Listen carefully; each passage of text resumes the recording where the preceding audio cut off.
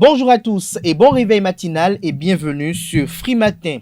Le harcèlement sexuel en milieu professionnel, scolaire et estudiantin anime les débats au Bénin depuis quelques jours avec l'éclaboussement de scandales sexuels ça et là. Dans la foulée, le gouvernement a entrepris de doter le pays d'une loi pour protéger la femme. Dans ce cadre, un avant-projet de loi portant mesures spéciales de répression des infractions commises à raison du genre et de protection de la femme a été présenté à la représentation nationale le jeudi 23 septembre 2021 au Palais des Congrès de Cotonou en présence des leaders de l'Institut national de la femme. L'objectif poursuivi est le renforcement de la protection de la femme contre les atteintes. Nous en parlerons ce matin au cours de Free Matin, notamment dans la rubrique invité pour laquelle je reçois pour vous, chers amis internautes, Angela Peja. Elle est spécialiste en communication pour la santé, journaliste à l'ORTB, présidente de l'organisation non gouvernementale N'aie pas peur, auteur de Bris de silence. Juste après elle, chers amis internautes, avec nos débatteurs dans le débat en politique, nous parlerons de la réaction de Candide Armand-Marie Azanahi au nom de la coordination nationale de la résistance nationale, une réaction qui commente la rencontre qu'il y a eu entre Patrice Talon et Thomas Bouniaï. Ce sera un débat qui s'effectuera entre Habib Arandessi, président d'honneur du mouvement socialiste révolutionnaire MSR. Il est également membre de l'Union sociale libérale et sera face à Constant Yaouidéou, qui est directeur général de Radio Planète. Mais avant tout ceci, chers amis internautes, comme à chaque numéro d'émission, à suivre la une des journaux afin de vous imprégner de l'actualité sociopolitique au Bénin. S'en suivra le bulletin matinal d'information qui vous sera présenté par Atifa Olafa. Dans ce bulletin matinal d'information, à suivre quelques citoyens qui commentent le harcèlement sexuel dans nos sociétés africaines. En fin d'émission, Nansrine Fatoumi sera de la partie pour vous présenter l'horoscope du jour. Le tableau synoptique de cette émission ainsi présenté, on se retrouve juste après cette pub qui vous présente les offres de scolarité pour la rentrée 2021-2022 à l'École supérieure d'administration, d'économie, de journalisme et des métiers de l'audiovisuel ESAE. Juste après cette pub, on se retrouve pour la une des journaux.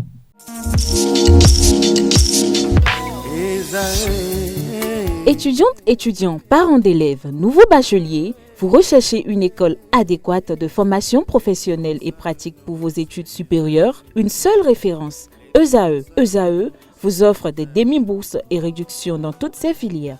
Waouh!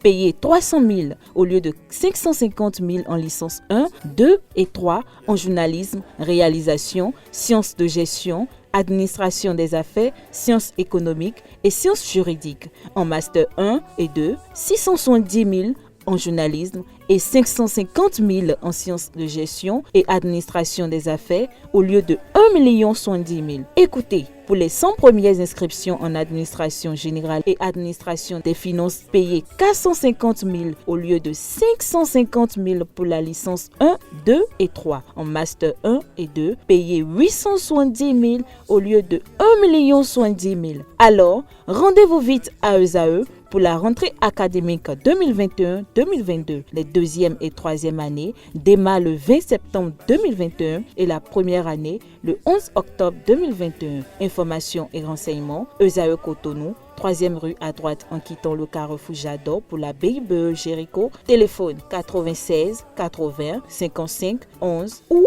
98 98 14 00 ou encore 90 93 65 21. ESAE, l'excellence à un an.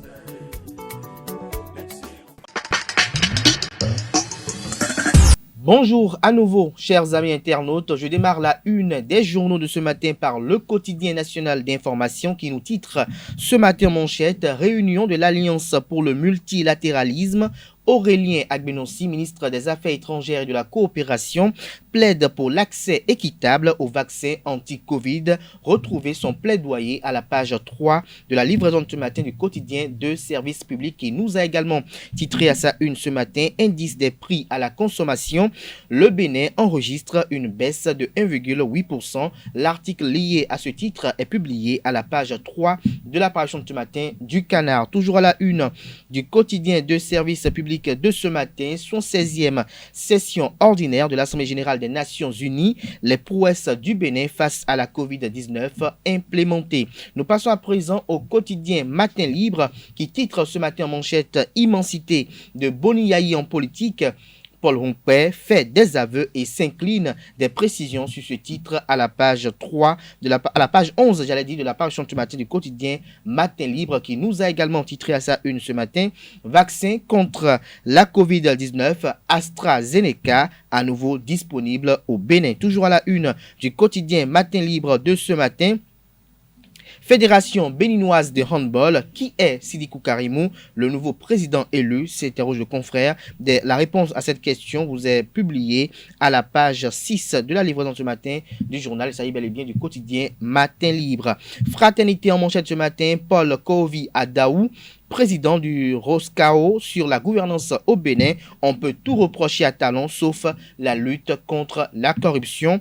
Œuvrer pour la paix, la démocratie et la bonne gouvernance, un défi pour le Roscao. Des précisions sur cette interview accordée aux confrères du quotidien Fraternité aux pages 2, 3 et 4 de la livraison de ce matin. Fraternité nous a également titré à sa une ce matin, opinion de Franck Kinivo sur l'acte 2 de la décentralisation, une réforme pertinente et innovante, retient-on de son argumentaire.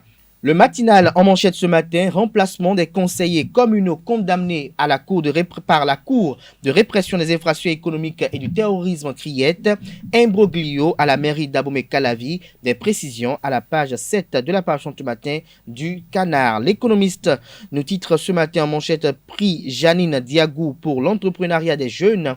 Feno Industrie du Bénin remporte les 25 millions de francs CFA, des précisions à la page 3 de la page ce matin du premier quotidien économique du Bénin.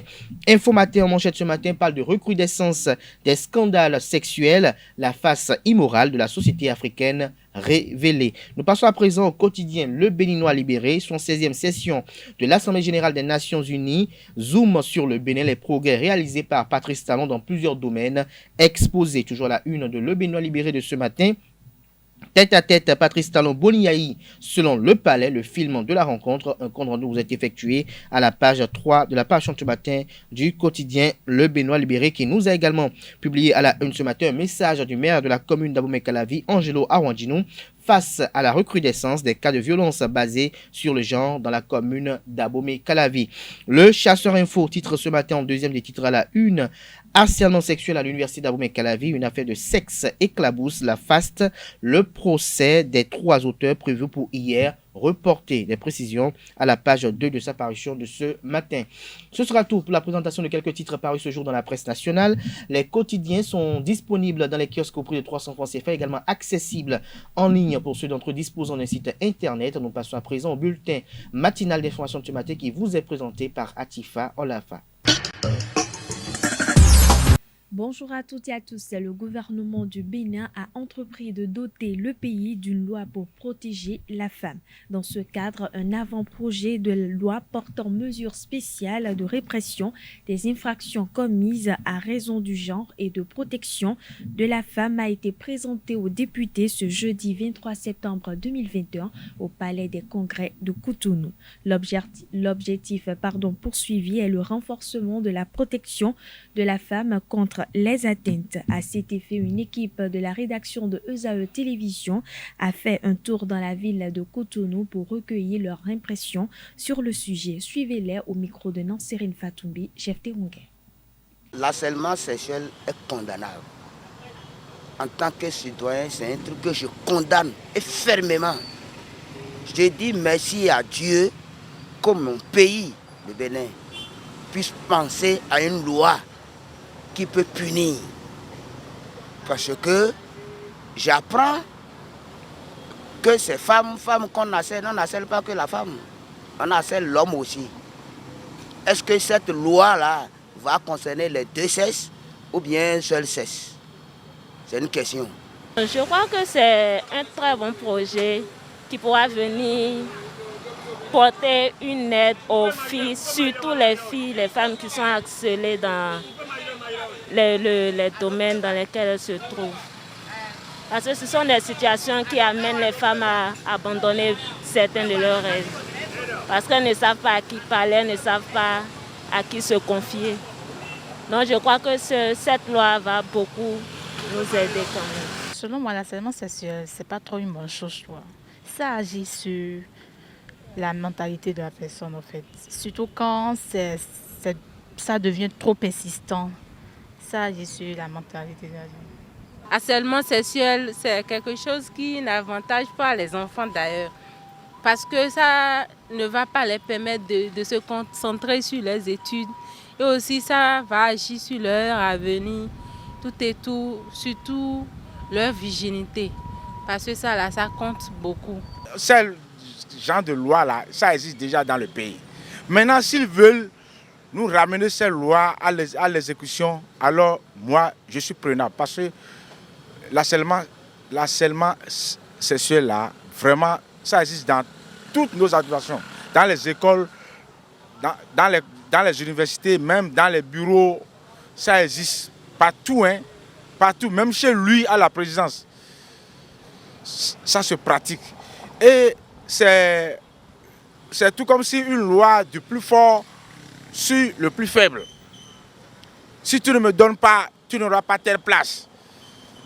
On harcèle la femme et on la force parce qu'on veut lui trouver un poste juteux là et certaines femmes aussi tombent naïvement dedans. Mais d'autres résistent et sont prêtes à tout. Le harcèlement sexuel, c'est une maladie incurable qui existe dans toutes les sociétés humaines. La loi a été votée par la France sous la Troisième République, au temps de De Gaulle. Mais ici aussi, en 1958, cette loi a été votée,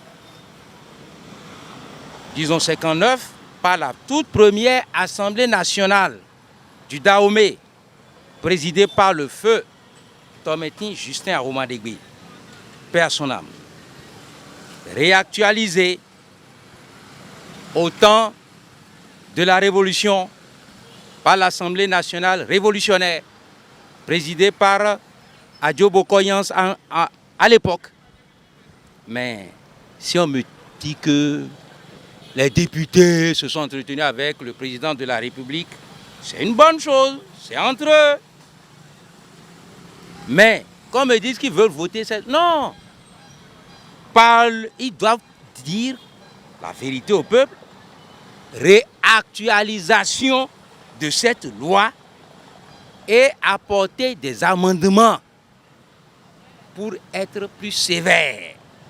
La patrie est un état de non-existence de l'individu car n'étant lié à aucun état et dépourvu de droits. Mais les conditions de cet état sont banales et leurs circonstances varient parfois à l'insu de l'individu. Jonas Djirekbo, un auditeur du 3e cours francophone sur la lutte contre l'apatridie, a rappelé les risques au cours de l'atelier des plaidoyers organisé à l'intention des journalistes à la Maison des médias Thomas Meyansan ce jeudi 23 septembre dernier.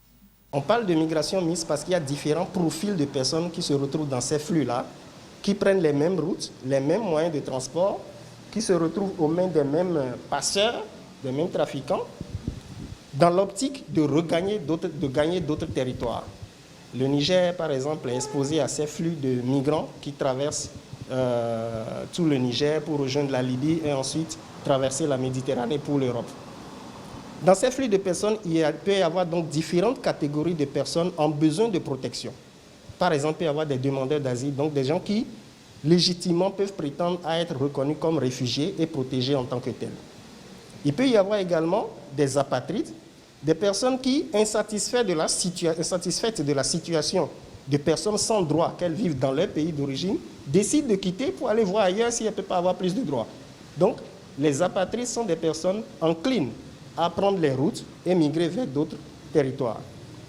Il peut y avoir également des personnes victimes de traite des personnes, donc enrôlées pour être exploitées ailleurs. Il peut s'agir d'exploitation sexuelle, il peut s'agir donc de la prostitution. Toutes ces personnes se retrouvent dans ces flux, c'est pourquoi on parle de flux mixtes, et recourent aux mêmes passeurs pour regagner d'autres territoires. Et ces personnes ont besoin de protection. Il faut les sortir de la situation de personnes sans droit dans laquelle elles se trouvent. Voilà le concept de la migration mixte. Ces personnes, effectivement, sont exposées à l'apatridie parce que Sur les routes de migration mixte, en fait, on parle davantage de migration irrégulière. Parce que la migration régulière voudrait quoi? Que l'on ait un passeport, l'on prenne un visa du pays dans lequel on va, qu'on ait un carnet de vaccination à jour et qu'on aille vers ce pays. Mais quand on prend les routes dont nous parlons, c'est parce que soit on est victime de traite, donc on n'a pas la liberté de choisir. On est entre les mains de passeurs qui veulent vous exploiter. Soit on est une personne apatride, donc sans document. Étant sans document, on ne peut pas faire un voyage régulier. On prend les routes irrégulières pour voyager. Ou on est requérant d'asile. On ne peut pas, par exemple, demander à son pays qui veut vous persécuter. On ne peut pas lui demander de vous délivrer des documents pour voyager. Donc, on prend les routes irrégulières. Et quand on prend ces routes irrégulières-là, vous savez, les personnes, les passeurs, les trafiquants, ont intérêt à contrôler ces personnes. Et pour les contrôler, la première chose qu'ils font, c'est leur récupérer leurs documents. Pour que ces personnes ne puissent fuir. Si ces personnes avaient des documents, on leur prend leurs documents pour les contrôler.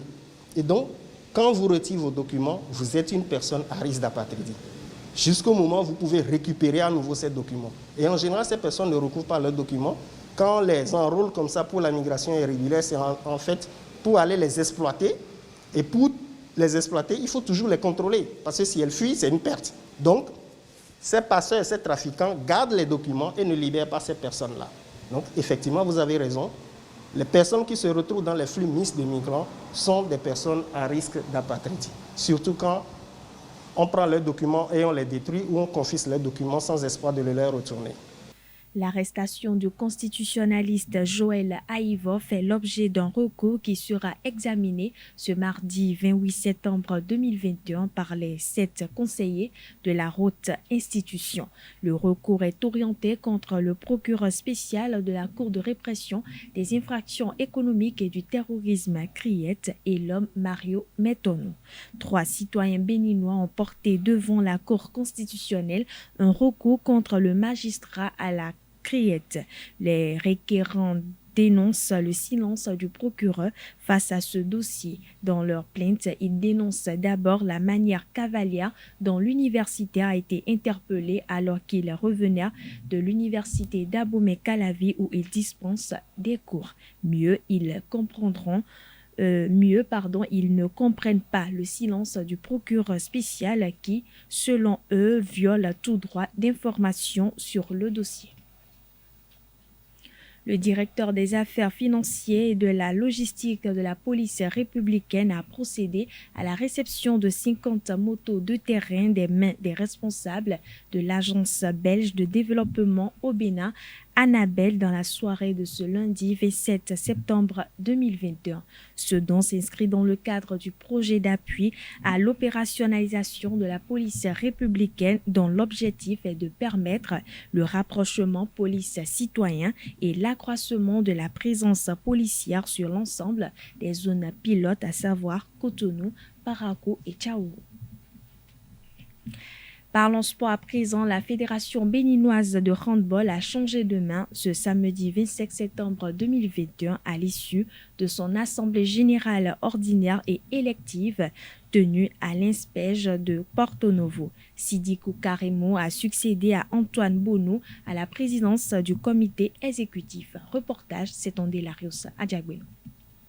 Nous déclarons élu au poste de président de la Fédération béninoise de handball, M. Sidikou Karimou. Voici le nouveau patron du handball béninois, Sidikou Karimou. Il prend les rênes du comité exécutif de la fédération grâce à un consensus total. Avec 25 voix obtenues sur 26, il remplace Antoine Bonou à la tête d'un bureau de 13 membres. Merci pour la confiance que vous placez au bureau qui est en face de vous. Nous avons sacrifié à une tradition, celle d'une élection. Mais pour nous, ce n'est pas une élection, c'est un passage de témoin. Nous avons appris aux côtés du président Bonou et il a décidé qu'il est temps qu'il reste à côté pour nous regarder faire. Et je pense qu'il n'y a pas beaucoup de gens qui, comme le président Bonou, peuvent envoyer le handball là où il est actuellement et décider de se retirer. Dans la continuité des actions menées par le comité sortant, le nouvel exécutif va poursuivre le développement de la petite balle ronde au Bénin pendant l'Olympiade 2021-2025. il y a eu beaucoup de chantiers qui ont été aboutis et où la publication devait avoir lieu, l'information devait venir à tous les membres de la famille du handball et de la famille sportive béninoise. Mais il a décidé de tout mettre en veilleuse pour que ce soit nous, bureau entrant, qui viennent vous le dire. Sachez-le, tout de suite, tout ce que nous vous dirons dans les prochains jours, nous avons assisté le président Bonou, mais c'est entièrement à son actif. C'est donc pour tous ces efforts qu'il a eu à faire et qu'il continuera sans doute de faire que nous, membres du bureau en concertation, avons décidé de l'élever au rang de président d'honneur de notre fédération. Après 8 ans de bons et loyaux services à la tête du handball béninois, Antoine Bonou part en laissant la destinée de la discipline à un averti. Je voudrais saisir cette heureuse occasion pour, une fois encore, réitérer mon appel à la mobilisation des synergies au service de notre passion commune. Dans un instant, je passerai le témoin à un nouveau président qui n'est pas un néophyte dans notre famille, quoique plus jeune, mais je reste à la disposition de la famille pour œuvrer ensemble au succès de la nouvelle équipe qui allie jeunesse et expérience. Et par conséquent, au succès de notre handball. J'invite donc tous les membres de la famille à en faire autant en perpétuant cette tradition qui nous caractérise. Loin des soubresauts que l'on observe au niveau de certaines fédérations sportives, le renouvellement du comité exécutif de la Fédération béninoise de handball s'est déroulé sans guéguerre, ce qui réjouit Manzourou Aremou et Julien Minavoa. Vous n'apprendrez jamais, en tout cas encore pendant longtemps, que les vagues de conflits inutiles, en tout cas non sportifs, qui secouent d'autres fédérations, trouvent une terre fertile au handball béninois. Ce n'est pas possible. Et pour ça, je voudrais me permettre, au nom du Comité national olympique, de féliciter tous les jeunes membres, tous les jeunes acteurs qui doivent comprendre à partir de cette Assemblée générale que c'est ça la tradition au handball béninois. Sirikou Karimou et ses collègues du nouveau comité vont donc s'appuyer sur cette tradition pour réussir leur mandat. Les écureuils juniors dames se sont inclinés face aux Lions de l'Atlas du Maroc ce week-end au stade Charles de Gaulle de Porto Novo en match aller du second tour aller des éliminatoires de la Coupe du monde des moins de 20 ans Costa Rica 2022. Suspendu samedi en début de seconde période à cause de la pelouse détrempée, alors que les Marocains menaient 2-0. La rencontre s'est achevée dimanche matin sur le score final de 2-1. Voilà, chers internautes, c'est sur cet élément que nous mettons fin à ce bulletin matinal d'information. Merci pour votre attention et à demain pour le même plaisir. Merci à vous, Atifa Olafa, pour la présentation de ce bulletin matinal d'information. On retrouvera à 19h, si tout va bien, Billy Laibi pour la grande édition du journal télévisé sur EZE TV. Place à présent à l'invité de ce matin sur Free Matin. L'invité matinal de ce matin sur Free Matin, Angela Pédia, bonjour. Bonjour Kader. Vous êtes spécialiste en communication pour la santé, journaliste à l'ORTB, présidente de l'organisation non gouvernementale N'aie pas peur, auteur de Bris de silence. Bonjour à vous. Bonjour encore. Merci d'avoir accepté notre invitation. Vous êtes là ce matin pour commenter avec nous cette loi pour protéger la femme qui a été initiée par le gouvernement de la République du Bénin. C'est une initiative qui rentre un peu en ligne de mire avec vos combats, vos derniers combats de cette temps-ci. Dites-nous, que pensez-vous de cette initiative du gouvernement et des propos qui ont été tenus par le chef de l'État, notamment son engagement à lutter contre le harcèlement sexuel?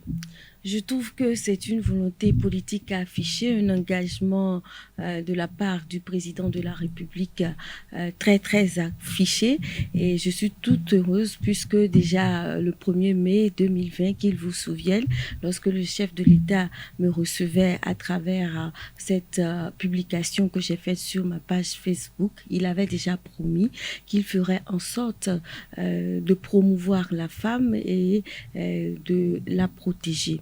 Ensuite, lorsqu'il revenait pour ce deuxième mandat, rappelez-vous très bien, il a mis ça sous le signe du social. Et ce n'est pas pour rien que le chef de l'État a choisi comme colistière une femme.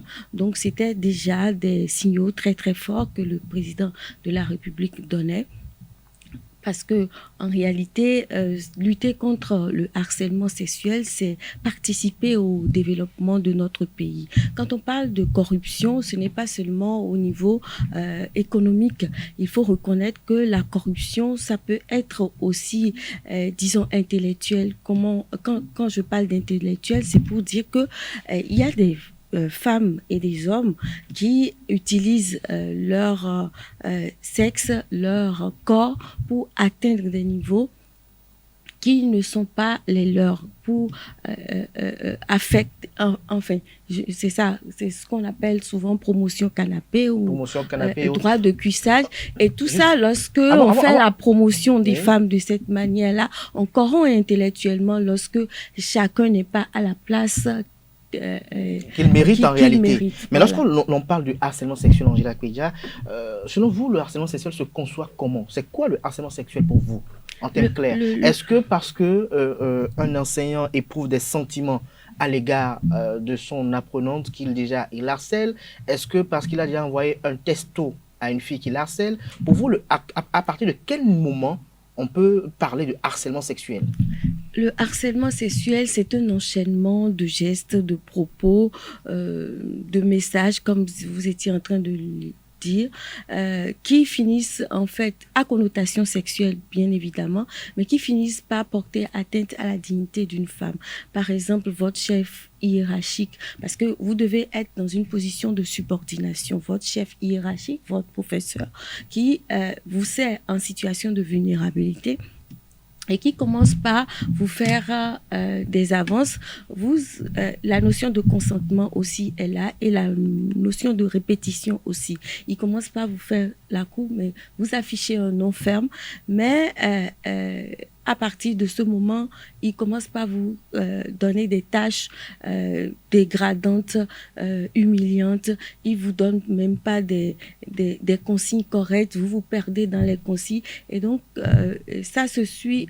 En fait, le harcèlement, ces messages répétés à connotation sexuelle. En fait, c'est quand on harcèle. Oui, finissent par... Il y a la répétition, mais il y a aussi la vulnérabilité et ensuite cette manière d'atteindre votre personne, votre propre personne, quand on vous touche à brûle pour point, ou bien quand il y a harcèlement sexuel, harcèlement moral, parce que vous avez dit non.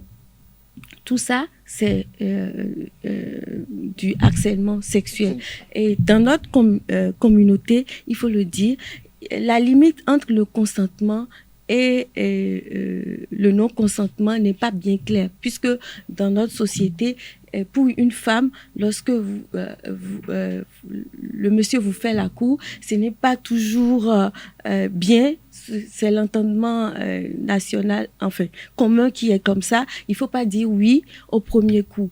Mais lorsque votre vis-à-vis commence à répéter, à revenir vers vous et à vous persuader, il faudra distinguer ça du harcèlement, qui en fait, le harcèlement, il devient vraiment harcèlement lorsque ça porte atteinte à votre dignité, à votre personne. Alors, lorsque vous parlez du harcèlement, lorsque nous prenons par exemple le milieu scolaire, le milieu estudiantin, vous savez, les activités sur la toile, nous lisons un peu la toile, les commentaires de part et d'autre. Certains ont commencé depuis avant-hier à dire par exemple qu'il faut désormais que, peut-être avant d'avoir un rapport sexuel avec une femme, il faut désormais faire signer une fiche de consentement, et que peut-être il faut aussi revoir aussi le code vestimentaire des étudiantes et des élèves. Rien ne justifie le harcèlement sexuel. Rien ne pourrait justifier le harcèlement sexuel. Quand on parle d'habillement, moi je dis toujours non.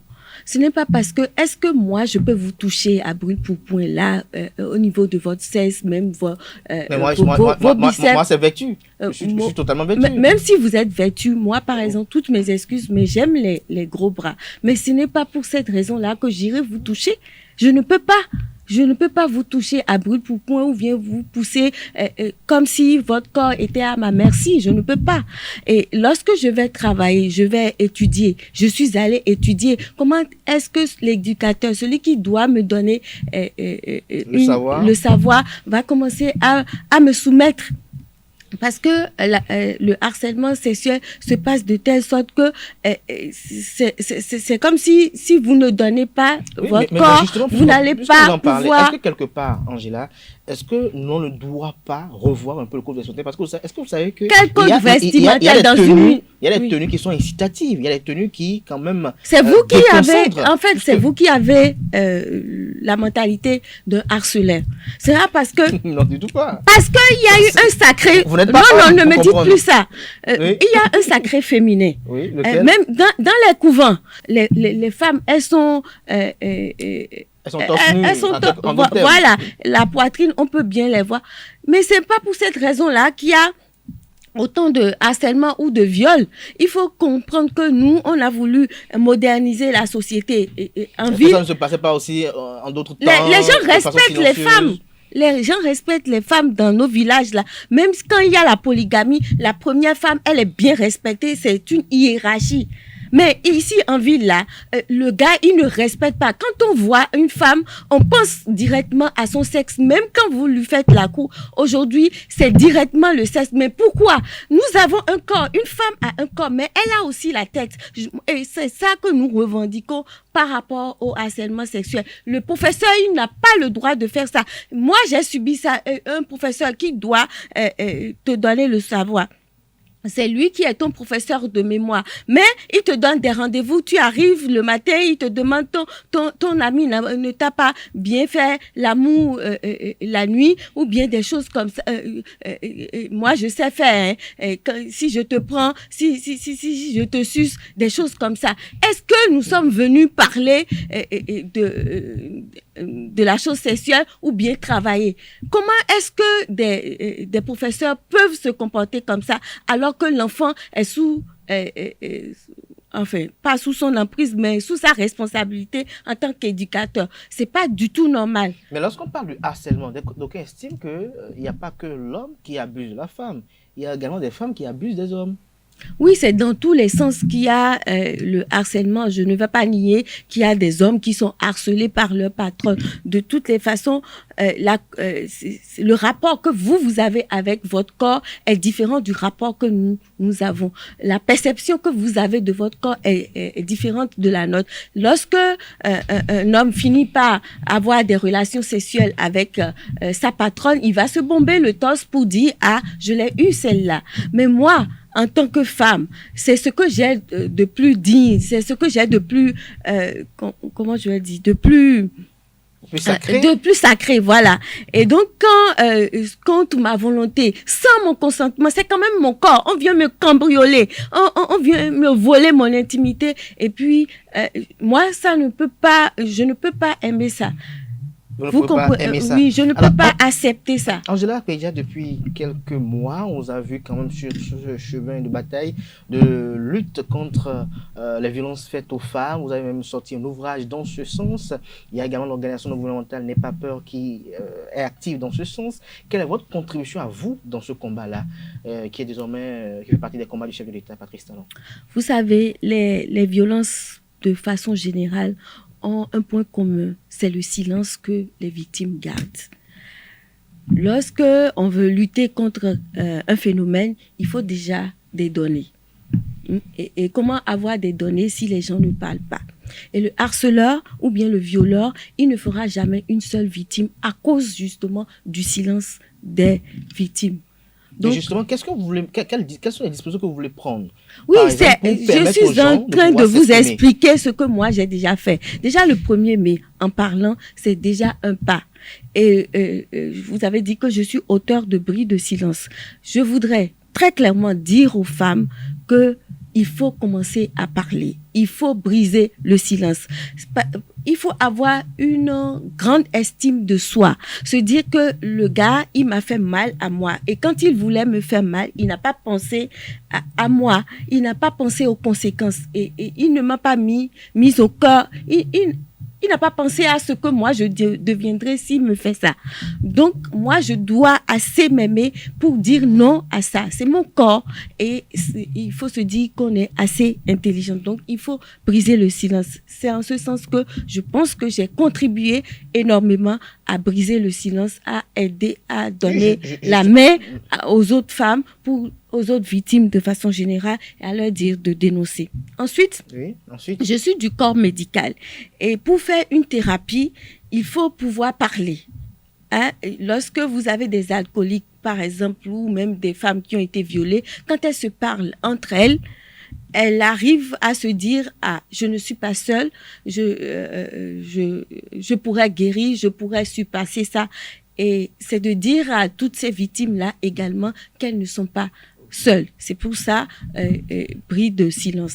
Ensuite, n'aie pas peur parce que sur toute la ligne, on a peur. Moi, par exemple, si je n'étais pas... Aujourd'hui, je suis une femme libre. Je ne suis sous l'emprise d'aucune personne, d'aucun homme. Donc, je me dis que je peux y aller. Mais sinon, si j'étais encore, par exemple, sous le toit d'un homme ou sous l'emprise d'un homme, je vais penser à la belle famille, je vais penser à mes enfants, je vais penser à ce que les autres vont dire. D'ailleurs, ça n'a pas loupé. Vous voyez toute l'ambiance qu'il y a autour de moi. Pardon, laissez-moi aller jusqu'au bout d'abord. Donc, il y a la peur sur il y a la peur sur toute la ligne. Donc, moi, j'ai voulu leur dire que il ne faut pas avoir peur, il faut y aller. Et dans l'ONG, ce que je fais, c'est la prise en charge de la victime. Et c'est en cela que je dirais que les lois ne vont pas tout faire. Vous voyez, lorsque j'ai pas la peur, je n'ai pas peur, je brise le silence, je deviens encore plus vulnérable. Je veux donner juste l'exemple de cette dame qui, dernièrement, a refusé qu'on emprisonne finalement son mari, alors que le mari la battait d'une façon vraiment indigne, inhumaine, paraît-on. Donc, c'est de prendre en charge psychologiquement la victime, la préparer à faire face au regard des gens, à toutes ces difficultés qu'elle aura, les pressions, les intimidations. Donc, la prise en charge de la victime. Et c'est pour ça que les lois ne feront pas tout, comme je le disais. Les lois... Qu'est-ce que vous voulez dire en d'autres termes? Les lois ne feront pas tout. Est-ce à dire qu'on ne va pas punir tout le monde? Est-ce à dire que la loi ne pourra pas punir conséquemment au crime qui a été commis? Mais qu'est-ce que la loi fera si les gens ne dénoncent pas? Et si, quand les gens dénoncent, les juridictions ont une lenteur que je n'ai pas d'adjectif pour qualifier, c'est des va-et-vient à un point fini, humiliant. Et donc, la victime est obligée à chaque fois de raconter, et chaque fois que vous racontez, c'est un cauchemar que vous vivez, et personne ne pense à ça. Ni conseil, ni les avocats, ni les juges, ni les procureurs, ils sont là, et puis, c'est-à-dire, on ne pense pas à ce que la victime éprouve, et on lui fait revenir à tout bout de champ. Angela, est-ce que vous savez que dans notre société, pour la plupart du temps, dans nos sociétés africaines, tout ce qui est lié au sexe, on ne veut pas véritablement en parler. Est-ce que vous pensez que notre société béninoise, par exemple, est assez mature pour tout le temps... Il y a la culture du viol. Il y a tous ces comportements et attitudes qui sont largement... disons, partagés par les hommes et qui favorisent justement le viol. Et c'est pour ça que le viol et les violences faites aux femmes, c'est pour ça que moi j'ai toujours dit qu'il faut mettre ce patriarcat-là à terre. Ce n'est pas parce que vous êtes un garçon que vous avez droit de vie et de mort sur le corps de la femme ou sur la femme. Alors, une autre interrogation, nous attendons progressivement vers la fin de cet entretien. Est-ce que, parce que nous parlons de ce combat de harcèlement sexuel, qu'on ne peut pas avoir à l'avenir un patron qui prend pour épouse quelqu'un qui est venu faire un stage chez lui. Est-ce qu'on peut avoir à l'avenir un enseignant qui décide d'épouser une étudiante qu'il a connue en amphi? Est-ce que parce qu'il y a ça va se faire dans les règles de l'art. Généralement, quand il y a consentement, on ne viendra pas raconter des choses. On va le faire dans les règles de l'art. Il y a eu des cas comme ça où l'enseignant a épousé son étudiante ou même enfin, on dit dans notre jargon, dans notre langue, que la chèvre broute là où elle est attachée. Voilà. Donc, on ne va pas refuser ça, mais ça va se faire dans les règles de l'art. Tant que c'est pas... Et justement, moi, si j'ai un conseil à donner à ces étudiantes qui sortent avec leur professeur ou alors les employés qui sortent avec leur patron, c'est justement de bien travailler. Lorsque vous sortez avec un de vos patrons, il faut faire il faut faire les choses tellement bien qu'on n'ait rien à vous reprocher et que lorsque ce patron-là ou ce professeur va partir, qu'on remarque que vous en avez dans la tête, parce qu'une femme est d'autant plus belle qu'elle est intelligente. Angela Kedia, j'ai une question un peu particulière à votre égard, ça va peut-être vous choquer. Que pensez-vous de ceux qui estiment que vous n'êtes pas bien placé pour le combat que vous menez aujourd'hui? Alors ces personnes-là n'ont qu'à venir faire ça. Est-ce que ça dit qu'ils ont une autre image de Angela Kedia? Je me fous de cette image que ces personnes-là ont de moi. Je m'en fous royalement de ça.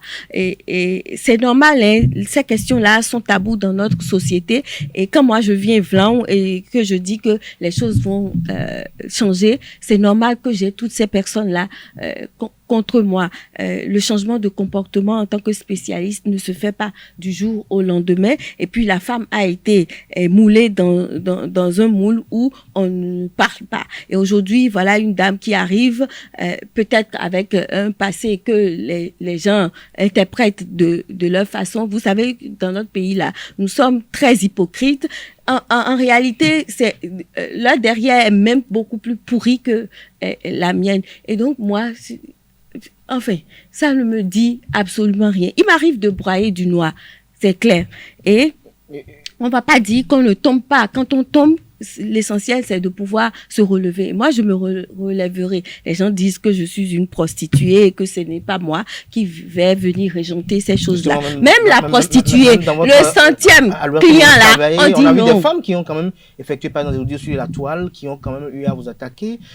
Comment vous vous sentez aujourd'hui dans votre espace de travail aujourd'hui, Angela? C'est très, très difficile. L'espace de travail est très, très difficile. Mais je veux donner l'exemple. C'est pas grave.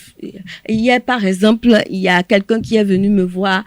C'est une anecdote, hein, et cette personne-là est tombée sur un monsieur et a demandé après moi mon bureau, mais on l'a renvoyé presque. Et cette personne a commencé même à trembler, a dû me rappeler. Donc, c'est vous dire que je suis dans un milieu où les gens savent que ça se passe. Elles ont même, il y a des victimes. Oui, ils ont été même victimes par endroit, mais voyez-vous, ces gens-là sont déjà éduqués à accepter ce genre de choses. Dans notre société, qui est une norme, pratiquement. Oui, voilà, c'est ce que j'appelais tout à l'heure la culture du viol. C'est des comportements et attitudes largement partagés qui tendent à faire du viol, des violences sexuelles à l'égard de la femme, une norme dans notre société, si bien qu'elles ne comprennent pas que moi, je me lève et que je puisse en parler comme ça. Franchement, que je mette tout sur la place publique comme ça. Sur la place publique. Alors, Angela Kedia, avant-dernière question. Ce combat-là va se mener, on parle de harcèlement sexuel, on parle de violence sur la base de genre. Dans un voix populaire qu'on a eu à adresser, en attendant nos micros à quelques citoyens, ils ont estimé que cette loi, même si elle venait à être votée, elle ne va pas se mener avec efficience, étant donné que on entend par exemple des députés qui battent leur épouse, on entend par exemple des personnes replacées sur le plan politique qui quand même arrivent quand même à bastonner leur épouse, mais qui ne sont jamais inquiétés. Est-ce que vous pensez que la lutte va véritablement se mener avec efficience, ou ce serait que ceux qui n'ont véritablement pas une emprise charismatique qui seront ébranlés? Est-ce que vous connaissez le président Talon? Hein? Vous le connaissez?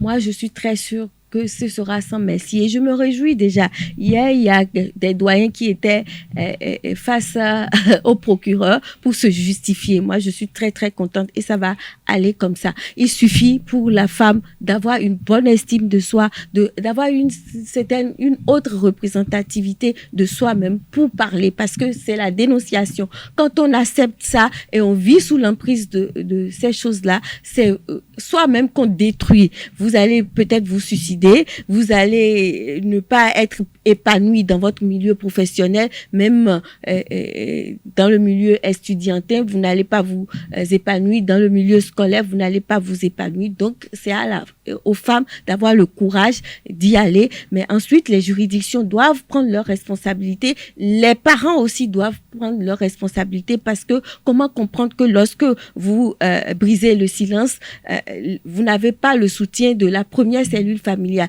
Ce sont les parents qui trouvent votre mère qui a été moulée dans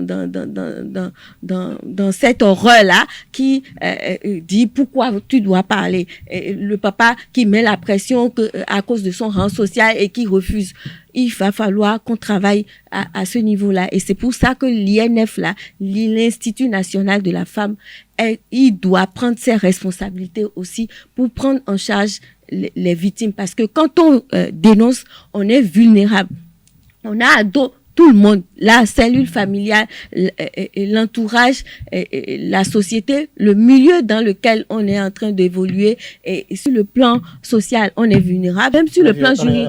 Parce que, oui, parce qu'on va justement à la police. Je l'ai déjà écrit sur ma page Facebook. Vous allez à la police, c'est le policier là, parce qu'il est un homme et que dans sa tête, il a droit de vie et de mort sur moi, qui va me dire, ah, toi-même, tu es trop belle, qu'est-ce que tu as porté? Il faut que de plus en plus vous enlevez ces choses-là de votre tête. Ce sera une lutte sans merci. Tant que moi, je vivrai là, je serai là à être, à faire la veille. À faire la veille. Alors, un dernier commentaire, un dernier message à l'endroit de vos jeunes sœurs, ces étudiantes qui vous admirent, qui vous suivent, ces élèves également qui, depuis un certain temps, quand même, sont très actifs sur la page Facebook d'Angela Kpeidja, quand même un mot à l'endroit en ces temps de lutte pour la protection de la femme. Voilà.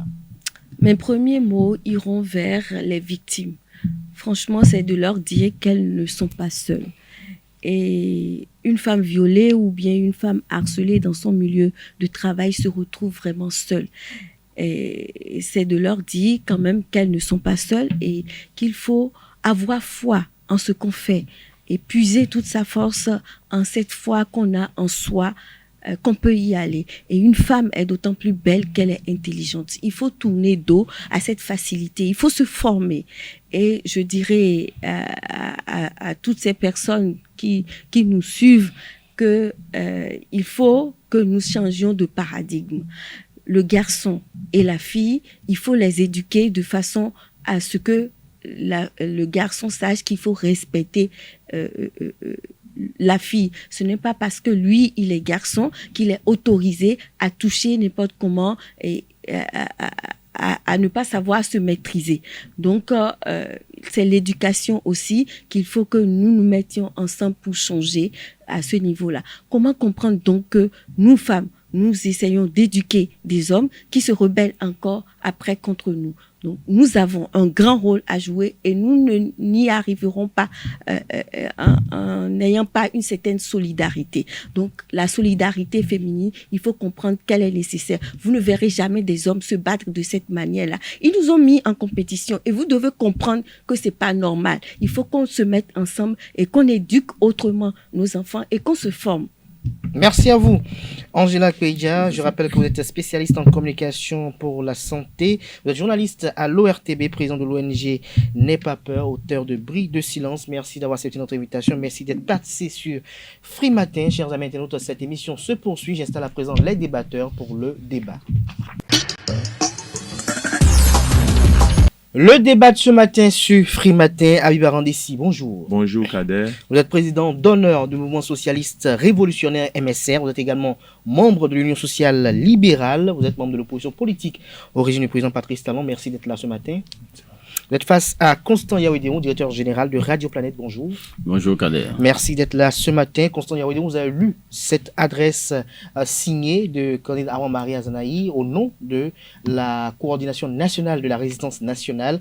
Dites-nous, que pensez-vous de cette adresse-là qui opine, qui commente la rencontre qui a eu lieu entre Patrice Talon et Thomas Boniaï?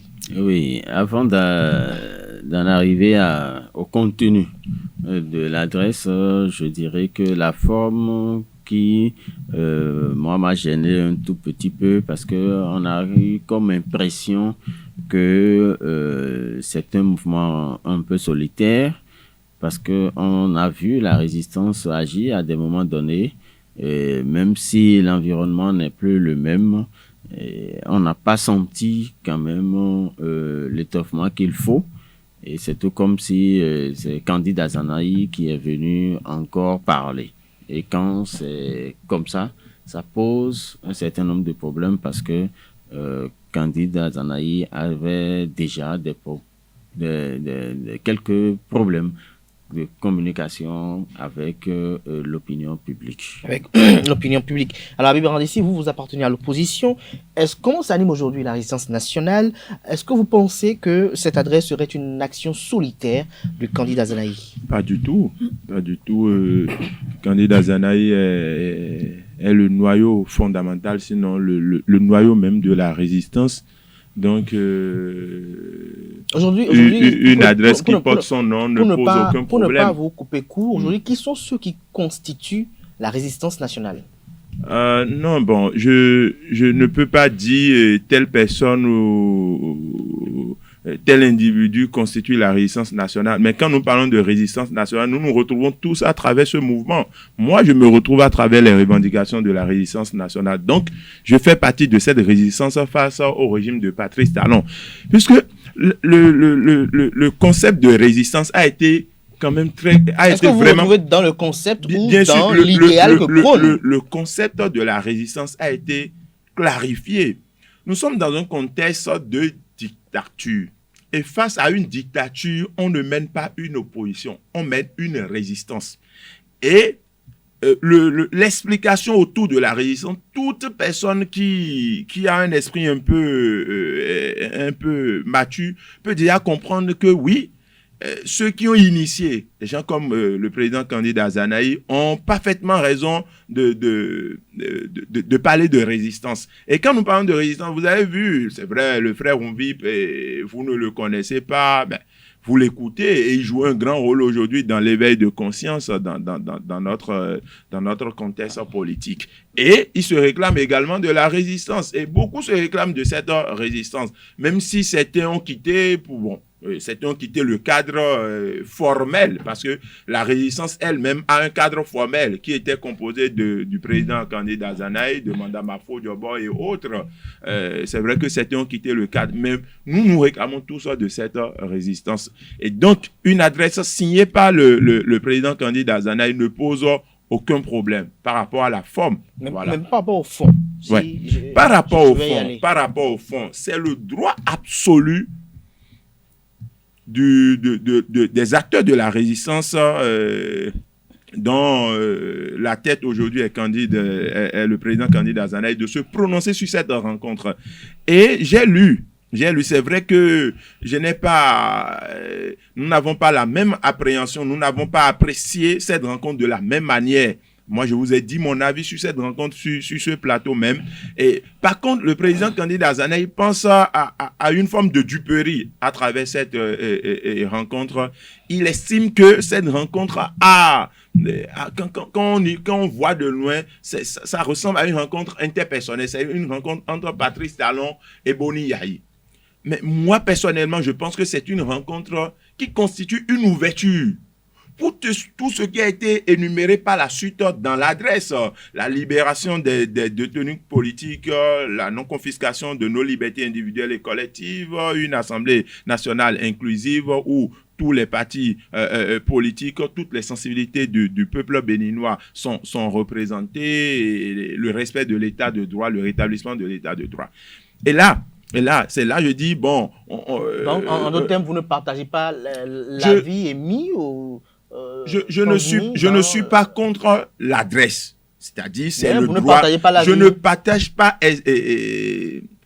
exactement ce qui a été dit. Pour moi, cette rencontre, on peut voir à travers cette rencontre une ouverture de plusieurs rencontres élargies à la classe politique, comme cette adresse le veut. Parce que j'ai compris qu'à travers cette adresse, Talon Patrie ne doit pas réduire l'opposition à la personne de Boni Yayi, et Boni Yayi ne doit pas prétendre être l'incarnation de l'opposition. Je pense que c'est l'essentiel. Je reviens dans un instant.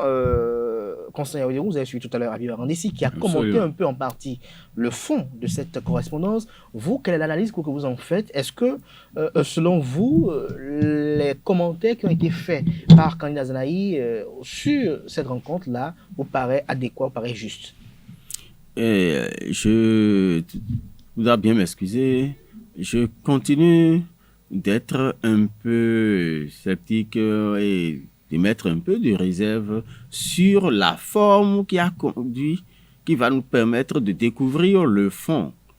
Mais, Habib l'a dit tout à l'heure, Candide a pris la responsabilité et tout, je suis entièrement d'accord. Mais quand on parle de la résistance, Boni Yayi est en plein dans la résistance. Mais comment se fait-il que aujourd'hui Boni Yayi vient poser un acte et c'est la résistance qui vient démonter l'acte là? C'est là où je continue de dire la forme nous conduit vers le fond pour dire est-ce que Candide Azanaï a été vraiment autorisé par la résistance dans son grand ensemble pour faire cette adresse-là, ou c'est restaurer l'espoir qui a voulu le faire? Ça me gêne un peu parce que Boni Yayi est le président d'honneur d'un parti et je ne vois... Le plus grand de l'opposition. Je ne vois pas vraiment ce parti-là très impliqué dans l'organisation de la sortie de Candide Azanaï. C'est pour ça que je dis qu'il y a un problème. Sinon, déjà, c'est au niveau des démocrates que l'arrivée à la rencontre devrait être déjà débat. Mais la rencontre n'a pas été débat au niveau des démocrates qui forment la grande partie de la résistance. Ce qui fait que je me dis, est-ce que ce n'est pas un peu un mouvement solitaire? Et connaissant la manière dont le président Candide Azanaï réagit, c'est un monsieur que je respecte beaucoup parce que c'est un politicien. Il a étudié la politique et il n'a fait que la politique.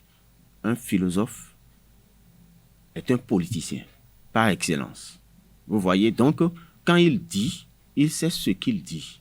C'est souvent l'environnement dans lequel il évolue qui fait que des fois, il paraît incompris. Il paraît incompris. Mais lorsque nous allons dans le fond de cette correspondance-là, oui. Est-ce que les commentaires qui ont été faits par rapport à la dite rencontre-là, est-ce que vous partagez ces avis-là?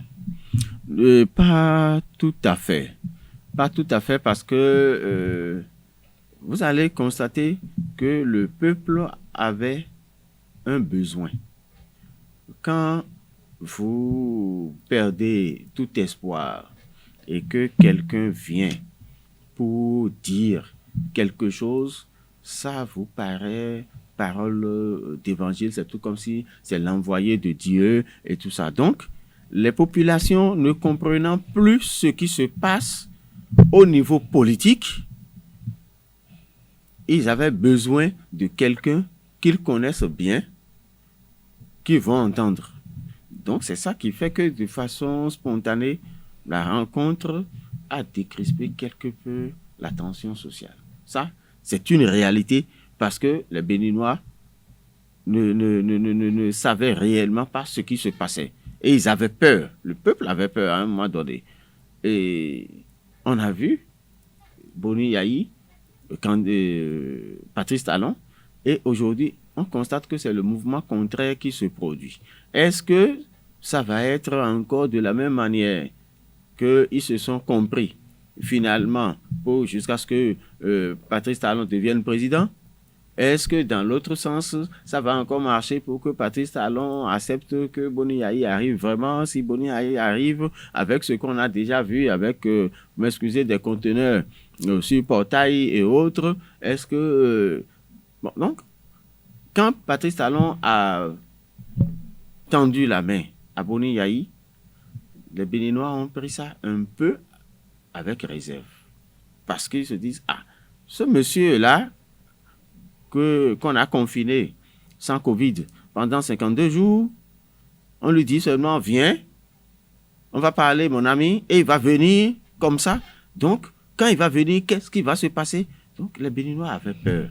Donc, quand ils ont découvert ça, tout le monde s'est dit, ah, c'est les politiciens. Ils savent comment régler leurs problèmes. 2, pour les naïfs comme moi, c'est que ça commence effectivement par se calmer. Donc, on n'aura plus de violence, on n'aura plus de ci. Et ça donne espoir aussi à certains que ça veut dire que bientôt, des gens qui se sont retrouvés en prison peuvent sortir sans beaucoup de protocoles. Bon, donc, ça a quand même décrispé quelque peu, même si, dans le fond, les deux, ils se sont parlé pour dire tout ce que Candide a dit et que Boni Yayi aussi a dit à la sortie. Il ne fallait pas 10 minutes. Mais les deux ont parlé près d'1 heure. Ça veut dire qu'il y a beaucoup. L'essentiel, ce n'est pas ce que nous avons vu, nous avons entendu là. Tout ce qu'on a entendu là, on savait qu'ils allaient dire ça.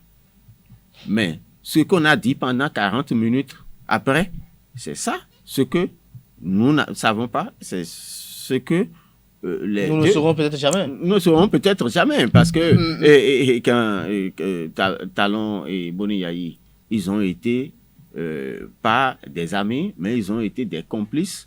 Sur les 10 ans de Boni Yayi, ils ont été complices pendant 7 ans.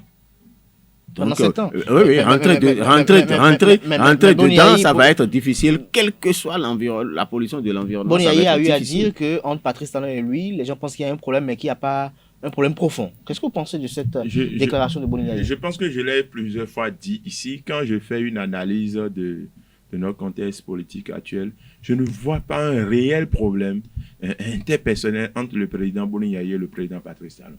Si on doit parler d'un problème interpersonnel, quel est ce problème? Nous nous sommes opposés, je prends toujours toute l'opposition, nous nous sommes opposés à des lois liberticides. Parce qu'à la veille des élections législatives de 2019, tout le monde s'est préparé pour aller aux élections. Tout le monde. Tous les acteurs de l'opposition. Moi, j'étais candidat.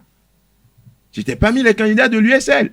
Et nous sommes allés déposer nos dossiers. STBE avait déposé ses dossiers. Presque en tout cas, tous les compartiments, même le président candidat Zanaï, tout le monde s'est conformé aux lois. Il a fallu qu'on crée quelque chose pour écarter tout le monde. Et cet élément, c'était le certificat de conformité.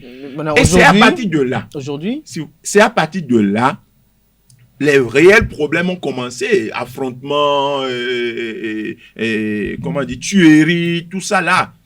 Donc, tout ce qui est revendication aujourd'hui de l'opposition, je pense que cela a été quand même énuméré par le président Boni Yayi. Et c'est en ça, je dis, il a été quand même fidèle bien, aux revendications de l'opposition. Le président candidat Zanaï, à travers son adresse, j'ai compris qu'il porte des gants. Et c'est normal, beaucoup ont porté les mêmes gants. J'ai suivi le frère Oumvi, j'ai suivi beaucoup qui disent que, attention, c'est encore une nouvelle forme de duperie quand nous savons celui qui est en face de nous et qu'il n'y a pas de requête à adresser au président Patrice Talon, mais des exigences parce que c'est lui qui a mis en mal notre vivre ensemble politique et social. C'est clair et on peut comprendre. Mais moi, je suis optimiste. Je suis optimiste. On peut me traiter de naïf, mais moi, je pense que cette rencontre, parce que pour répondre à toutes ces exigences, il fallait commencer de quelque part. Il faut échanger. Il faut échanger. Il faut dialoguer. Il y a 2 formes pour ramener l'ordre. La première forme, c'est la forme que nous connaissons, la forme, je ne dirais pas la forme violente, mais l'expression populaire. c'est-à-dire les grandes marches, les grands soulèvements. Mais nous sommes dans un contexte au Bénin où, bon, je vais énumérer les deux voies. C'est soit les grands soulèvements dans les grandes démocraties, nous avons connu ça au Bénin, des soulèvements qui ont fléchi des dictateurs et qui nous ont conduits en réalité à nous asseoir, qui ont imposé des assises dans ce pays. La deuxième voie ou bien la deuxième option, c'est le dialogue sincère entre les hommes pour dire oui, nous avons eu à poser des pas, désormais notre peuple veut qu'on se comprenne, il faut qu'on discute pour la paix dans notre pays. Alors voilà, dites-nous ce que vous reprochez à telle ou bien à telle loi et nous-mêmes nous vous disons ce que nous pensons et nous trouvons le juste milieu pour que tout le monde désormais, parce que si tous les acteurs politiques de notre arène se retrouvent, c'est tout le peuple qui s'est retrouvé. Mais quand une partie de la classe politique est écartée, c'est une partie également du peuple béninois qui est écartée. Donc, il y a la deuxième option qui est le dialogue. Donc, nous sommes dans un contexte où le soulèvement populaire n'a pas marché. Il faut qu'on se dise la vérité, nous sommes des acteurs politiques, nous ne sommes pas arrivés à mobiliser réellement le peuple autour de nos revendications. Je parle des revendications de l'opposition, je parle des revendications populaires. Nous ne sommes pas arrivés à faire sortir le peuple comme nous voyons sous d'autres cieux, dans d'autres démocraties, pour faire fléchir le dictateur qui est en face de nous. Je le traite de dictateur parce que pour moi, c'est un dictateur. Pour vous. Celui qui embrigade, ça vous engage. Ça m'engage et j'assume la pleine responsabilité de ce que je dis. Donc, celui qui embrigade les libertés, celui qui installe une assemblée nationale monocolore ne peut être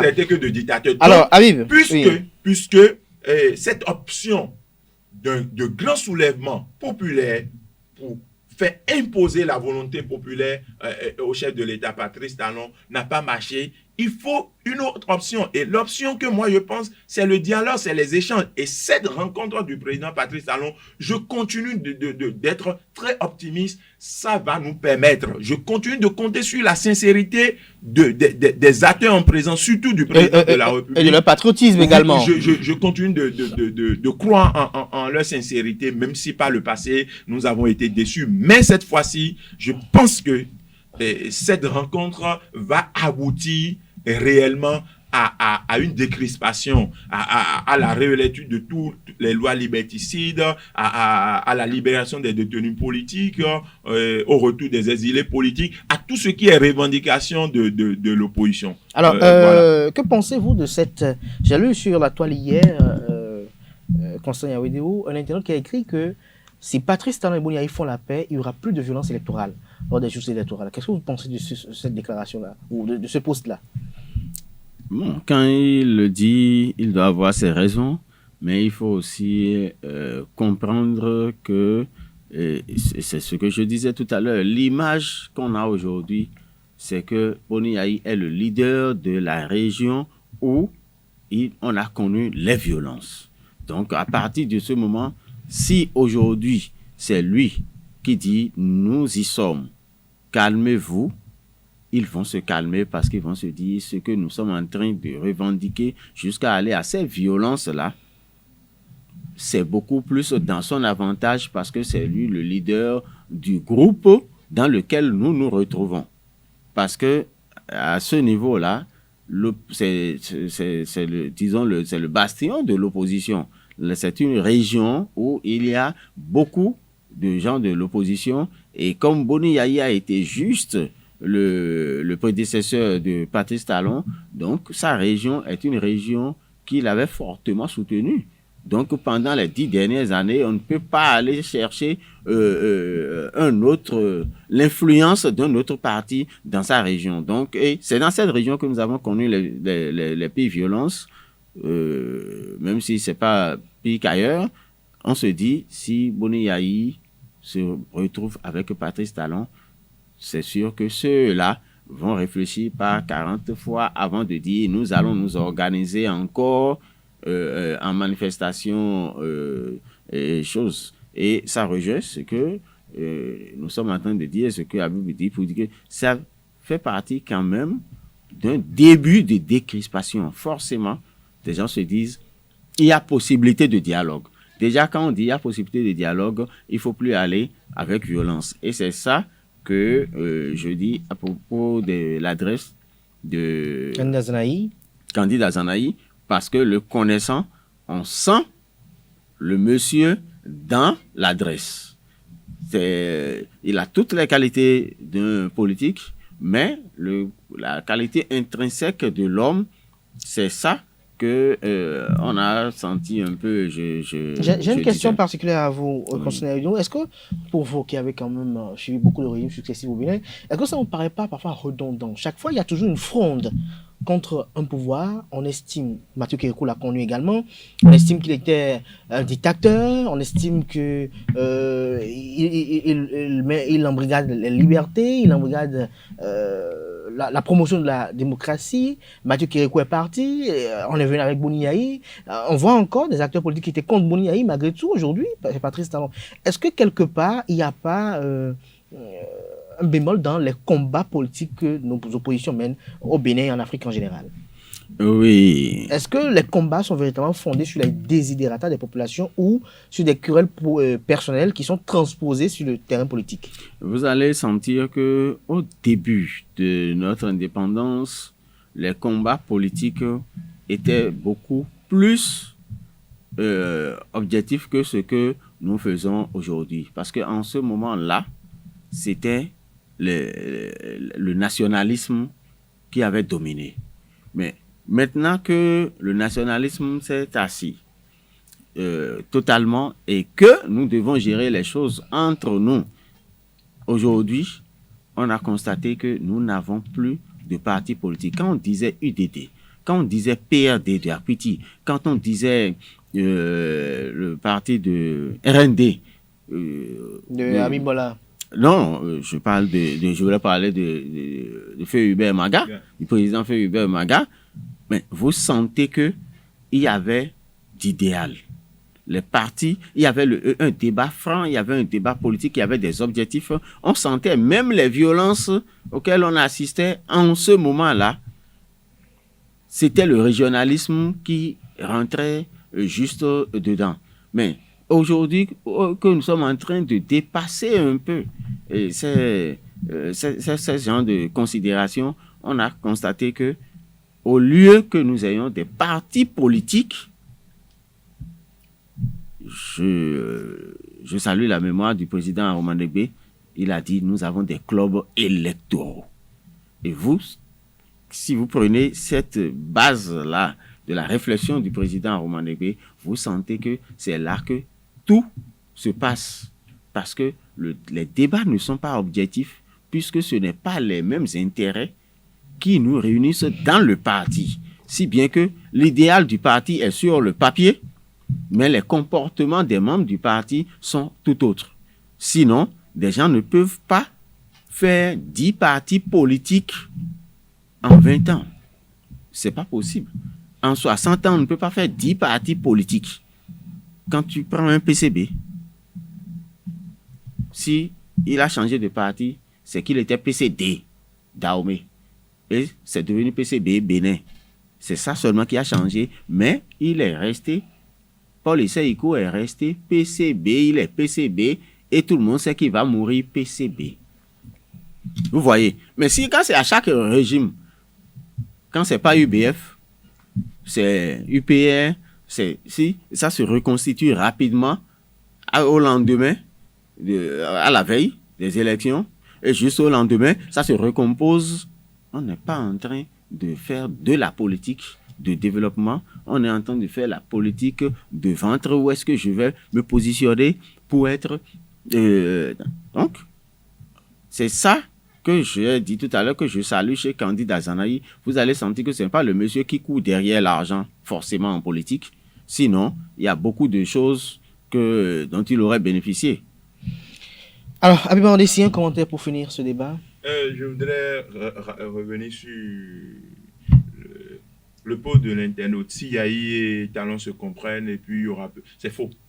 Je dis c'est faux et je le dis sans détour, quoi. C'est faux. Parce que je rappelle encore une fois que l'opposition ne se résume pas à la personne de Boni-Yayi.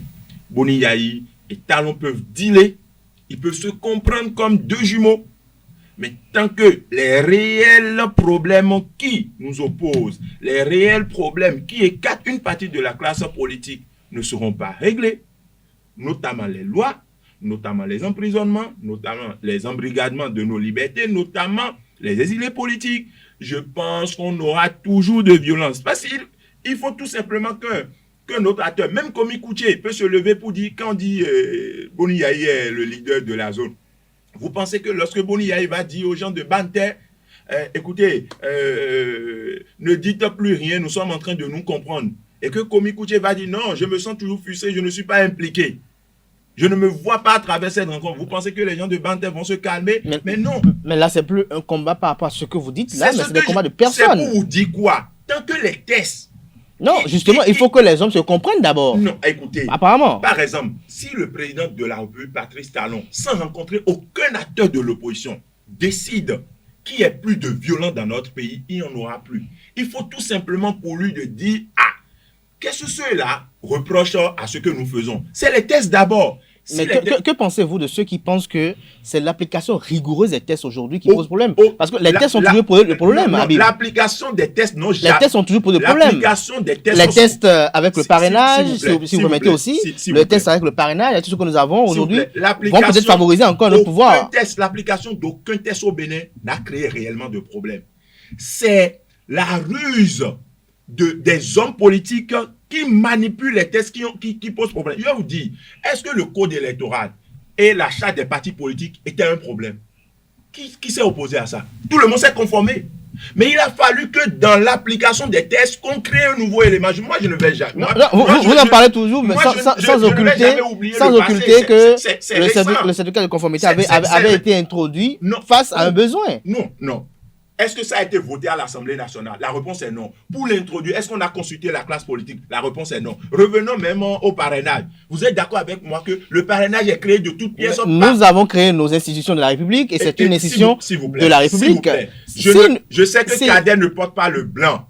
Il est acteur politique comme moi. Et puis, je crée une loi avec Da qui se retrouve dans la même obédience politique que moi. On crée une loi pour dire tous ceux qui portent le blanc désormais là ne seront pas présents aux élections. C'est une loi ça?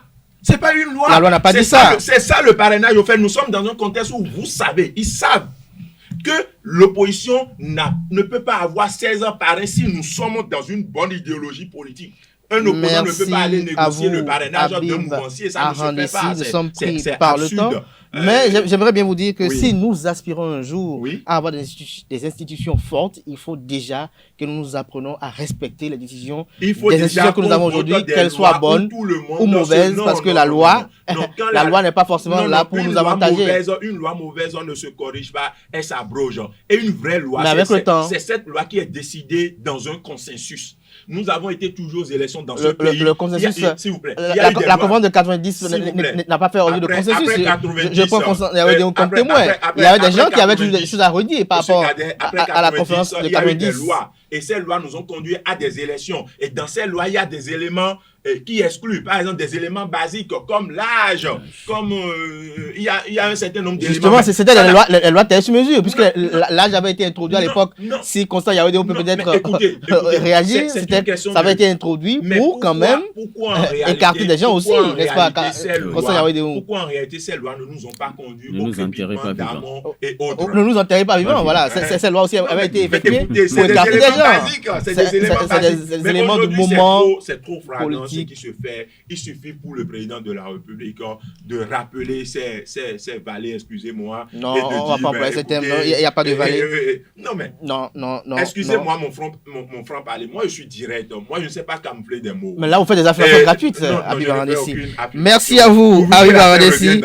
Merci à vous, Habib Arandessi. La paix n'est pas un vain mot. La paix est un comportement et le comportement doit être effectif de part et d'autre, qu'on soit de l'opposition ou de la mouvance. On doit avoir des comportements qui appellent à la paix, qui appellent au dialogue et qui appellent à la construction, à l'édification du pays. Chers amis internautes, c'était le débat de ce matin sur Free Matin. Comme vous avez compris, c'est bien, Habib m'a permis quand même de commenter un peu ce qu'il disait. C'était à l'instant le débat. Merci à vous pour la fidélité et l'attention. Je vais installer à présent Nansrine Fatoumi qui va vous présenter ce que prévoient les astres pour vous, chers amoureux du Zodiac, ce mardi. Bonjour amis internautes, bienvenue sur le message des astres bélier. Vous aurez aujourd'hui la sensation de pouvoir réussir tout ce dont vous avez envie. Même si vous rencontrez souvent des problèmes et des situations compliquées, vous avez toujours un plan B qui vous permet d'aller de l'avant. Cet optimisme presque naturel chez vous face aux adversités est une arme qui vous rend invincible. Amis taureaux, vous manquerez de concentration au travail. Vous avez tellement de choses en tête que vous n'arriverez au final à rien. Essayez de respirer un peu, organisez vos pensées et concentrez-vous sur ce que vous devrez faire à tout moment. Gémeaux, vous ressentirez aujourd'hui des changements dans votre vie amoureuse. Vous vous sentirez submergé par les émotions, mais vous devrez rester calme et ne pas écouter votre première impulsion. Gardez la tête froide, vous devrez vous entourer d'énergie positive.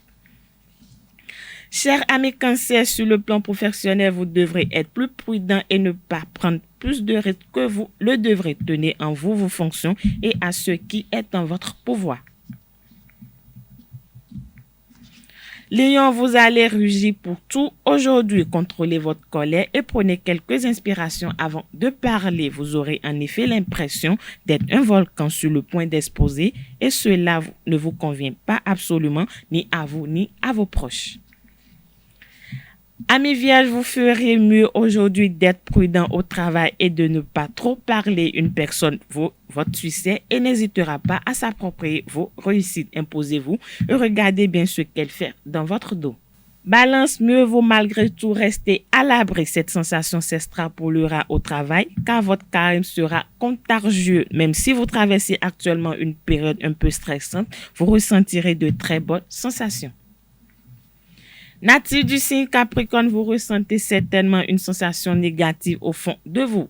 Elle est liée au fait que vous devrez encore aborder certains sujets avec des personnes de votre entourage. Vous devrez remédier à cette situation au plus vite. Elle vous remplit en effet d'un sentiment très négatif et de mauvaises vibrations qui vous envahissent. Sagittaire, vous devrez faire attention car tout le stress ressenti au travail pourrait mener à passer un moment très délicat avec un membre de l'équipe. Ne vous en faites pas, ce ne sera pas bien grave, mais évitez-le néanmoins autant que possible. Amis Capricorne, faites attention à ce que vous direz aujourd'hui sur le plan professionnel. Arrêtez d'être obsédé par le fait de tout vouloir faire à la perfection. Vous ne pouvez pas parfois perdre autant de temps car les choses doivent être faites rapidement. Avant-dernier signe du zodiaque Verseau, au travail, gardez bien les pieds sur terre et apprenez à reconnaître que vous avez encore beaucoup de marge de progression. Vous êtes certes sur la bonne voie, mais vous devrez également vous inspirer de la façon de travailler des autres. Dernier signe du zodiaque Poisson pour finir, vous n'avez aucun souci à vous faire aujourd'hui. Ce mardi apportera de la sérénité dans votre vie de couple, que ce soit professionnel. Vous passerez aujourd'hui une journée totalement tranquille. Apprenez à valoriser et à apprécier votre force et la façon dont vous avez su gérer et surmonter certains problèmes. Ce sera tout, amis internautes, pour les prévisions astrologiques de ce mardi matin. Merci de nous avoir suivis et à demain. À toutes et à tous, merci pour l'attention, portez-vous bien, passez une excellente suite de programmes sur Esaü TV. On se retrouve demain, mercredi, par la grâce et la bénédiction divine. Portez-vous bien et à très bientôt pour un autre numéro d'émission.